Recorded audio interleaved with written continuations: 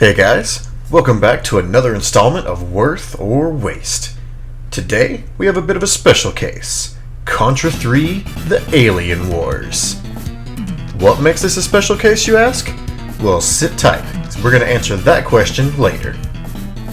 Contra is a series that needs no introduction. When people talk about Nintendo hard, Contra is always one of the games that follows. Back before everything was the Dark Souls of blank, Contra was the Contra of Contra. It killed you, it laughed, and you came back for more. Contra 3 is no exception to this rule.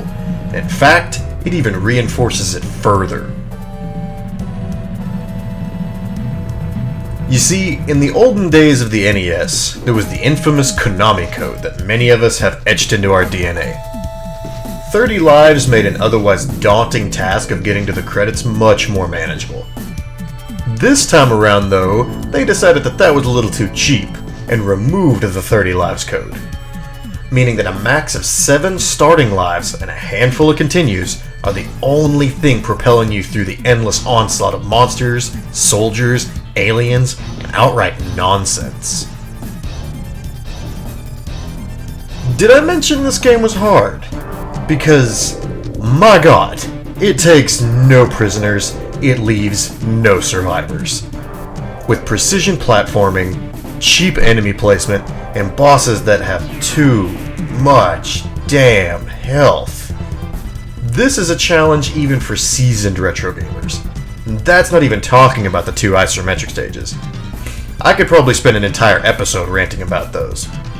However, on that topic, there is one bit of tech that's often overlooked on these stages that I think it might do some good to make a little bit more well known. You can actually go prone and dodge underneath the shots by holding the jump button. The final stage is the real kicker though. It's one thing to make it this far, and if you did, take a breather, pat yourself on the back, man, you've earned it. But just know that the worst is yet to come. The stage itself isn't that long, nor is the platforming that difficult. However, this is a boss gauntlet. And you find out very quickly because just a few steps in, you have your first Ridley Scott mini-boss. A literal xenomorph head vomiting shrimp. Take that down and you're greeted with facehugger eggs and a beating heart. Not super difficult, and you can beat it with some proper placement, but it definitely does test your twitchy reflex. Promptly following that, you have this skittering face, tentacle thing, charging at you, volleying spike projectiles, and occasionally jumping around trying to smash you on either the ceiling or squash you underneath it. Alright, you've killed that. You feeling good now? Don't. Because now Meta Ridley decides to make an appearance, and he's got a new toy with a cloaking device. Although if you keep moving here and just shoot and just don't get caught standing still, you'll bring him down eventually. After you bonk him, you get the big Mack Daddy, Snake Arms McUglyface. Similar to the boss of the waterfall in the original Contra, if you have spread in your inventory, it makes pretty good work of him. And you can actually kind of angle your shots in the corner to hit the gem on his forehead.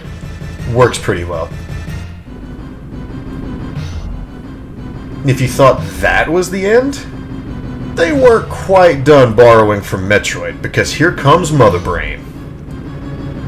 This boss just has too much health. There's no question about it.